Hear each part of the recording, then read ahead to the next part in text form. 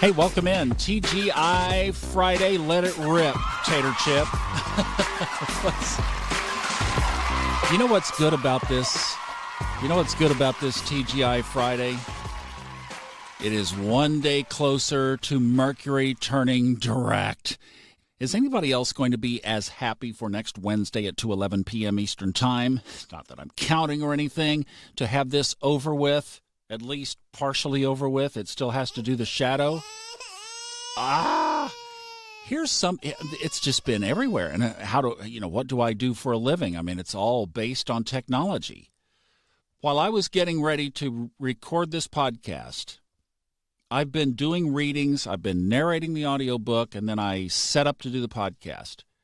And I hit record, and it was a flat line arrow. Looked like an EKG with somebody that just had a heart attack. It was a flat line. Now, the only way, and what had happened is a setting in my audio recording software had changed to a different input.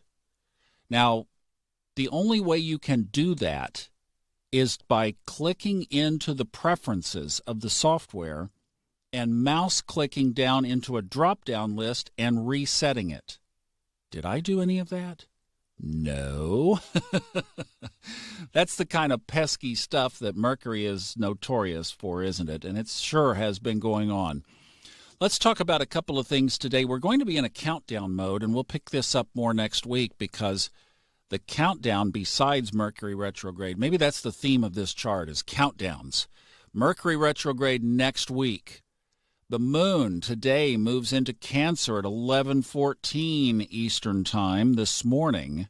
You know, we've had some triggers with the moon in Cancer. Now, those triggers were mostly happening when Saturn-Pluto was opposite the moon in Cancer. That's not the case today, but it will be tomorrow. And then the moon moves on into Leo at 4:56 on Sunday. So this will be with us basically through the weekend.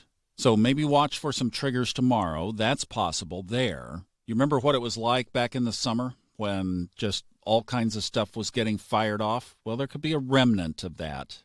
But fast forward another week to November 24th, and that is going to be the Venus-Jupiter conjunction at 8:33 in the morning. That's going to be cool.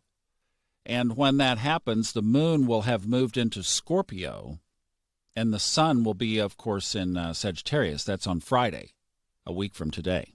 So we're almost out of Scorpio season, boys and girls. We get to play. I guess we could throw a little applause in for that, couldn't we? You want some of that? There you go. Jupiter in Sag and the sun in Sag. And Venus will be making its way out. So a lot going on around Sagittarius for sure. And then we really are setting the stage for the big movement and convergence for everything to shift into Capricorn, and of course culminating with Saturn-Pluto on January 12th. So we got a lot going on now. We had that quiet lull for about 2 weeks there, and now it's going to start amping up again, and we will be covering it right here on the Fun Astrology Podcast. Okay, one little other thing to point out maybe for today would be the square between Venus and Neptune. Now, Neptune is in retrograde in Pisces. Venus is in Sagittarius. So here's a little astrology drill for you. If you want to learn kind of how to do this in your mind, you can think, okay, Sagittarius, what's next? Capricorn. After that, Aquarius. Next, Pisces. So there's 3. That's a square. 90 degrees, right? So see, even as you're listening to this kind of thing, you can start to put the building blocks together in your mind just by learning to count. This would be a good exercise. Learn to count the signs in order and backwards. So you could start the way the zodiac starts, the tropical zodiac, with Aries, Taurus, Gemini, Cancer, Leo, etc., and then count it backwards. Aries, Pisces, Aquarius, Capricorn, etc. Be kind of fun drill, and that will help your astrology skills. Now, Neptune in retrograde, that's bringing a lot of the Neptunian characteristics of dream world, right? Fantasy world, also spiritual intuition, bringing it more internally.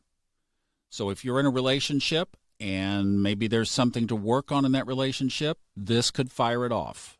You know what else this could do is if you know inside that a relationship needs to end, there could be a real awareness around that for the next couple of days. Or the other side of that coin could show up as well, and that is just no direction, fogginess, like what am I doing, and I can't get any clarity around this. That could be another aspect or manifestation of this. One more to point out as the moon moves into Cancer this morning, it will be opposite Jupiter. So again, if you get some kind of a little tug inside that maybe there's something that you really need to work on and you're resisting it, Jupiter's going to pull on that string. Okay, hope that helps. We will check back over the weekend because there is stuff to talk about. So have a great TGI Friday, and I will see you on the weekend.